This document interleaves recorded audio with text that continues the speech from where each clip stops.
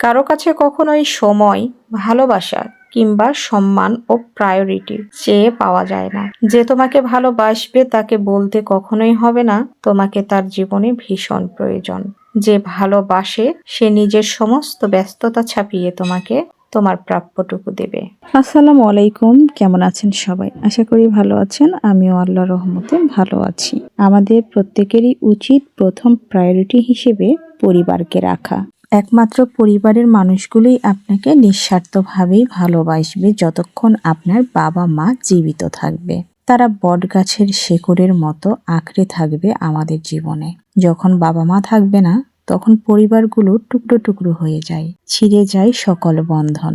আমরা ভুলে যাই যে একটা সময় আমরা একটা পরিবার ছিলাম সবাই মিলে, কারণ ততদিনে আমাদের সবারই আলাদা আলাদা পরিবার গঠন হয়ে যায়। একটা পরিবার ভেঙে অনেকগুলো পরিবার গঠন হয়। তাই আমাদের উচিত সীমিত সময়ের এই পরিবারকে যতটা সম্ভব সময় দেওয়া এবং কাছাকাছি থাকা। পর্যায়ক্রমে কত পরিবার আমরা দেখলাম। যেমন একটা সময় যখন দাদা দাদি বেঁচে ছিল তখন আমরা যে পরিবার দেখেছি তাতে ছিল চাচা চাচি, ফুপু ফুপা।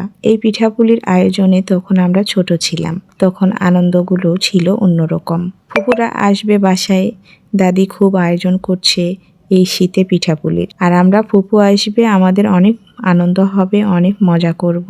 কখন ফুপু আসবে সেই আশায় বসে থাকতাম। সিস্টেম হয়তো একই আছে, কিন্তু আমরা পরিবর্তন হয়েছি।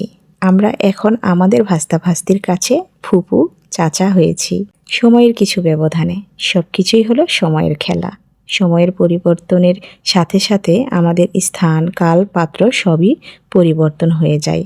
পরিবারের জায়গায় পরিবার থাকবে, কিন্তু ভিতরের কাঠামোটা চেঞ্জ হতেই থাকবে পর্যায়ক্রমে। আর এটাই হলো প্রকৃতির নিয়ম। আমরা বড় হয়েছি, দায়িত্ব কর্তব্য বেড়েছে, ম্যাচুরিটি বেড়েছে, তাই আর আগের মতো আনন্দ লাগে না। তবে খুব মিস করি আমার সেই ছেলেবেলা।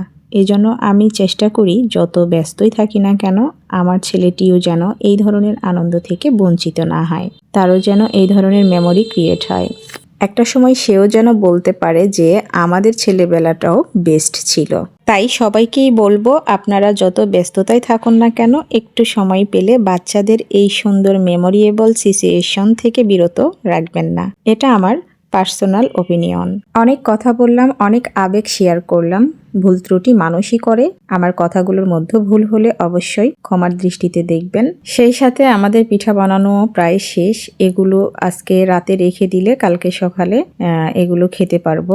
যদিও এই ধারণকৃত ফুটেজগুলো বেশ কিছুদিন আগের, যখন আমি গ্রামে গিয়েছিলাম। ভিডিওটি অর্ধেক এডিট করা ছিল, বাকি পেন্ডিং অবস্থায় ছিল। আজকে সেটা সম্পূর্ণ করে আপলোড দিলাম। পেন্ডিং অবস্থায় থাকা কাজগুলোতে কেন জানি এনার্জি পাওয়া যায় না। যাই হোক, পিঠাগুলো অনেক মজার ছিল। আমি খুব একটা খেতে পারি না, একটাই খেয়েছিলাম। বছরে যেহেতু একবার করেই এই পিঠাগুলো খাওয়া হয়, এজন্য সবারই একটা আগ্রহ থাকে ব্যক্তিগতভাবে।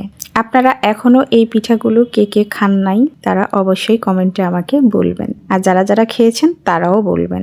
এখন তো পিঠার অনেক ভেরিয়েশন, কিন্তু গ্রামের ঐতিহ্যবাহী পিঠা হিসেবে এই দুধ চিতই পিঠাই বেস্ট। তো আমার ভিডিওটি যদি আপনাদের কাছে ভালো লেগে থাকে অবশ্যই লাইক কমেন্ট করবেন। ভিডিওটি এই পর্যন্তই, ভালো লাগলে শেয়ারও করবেন।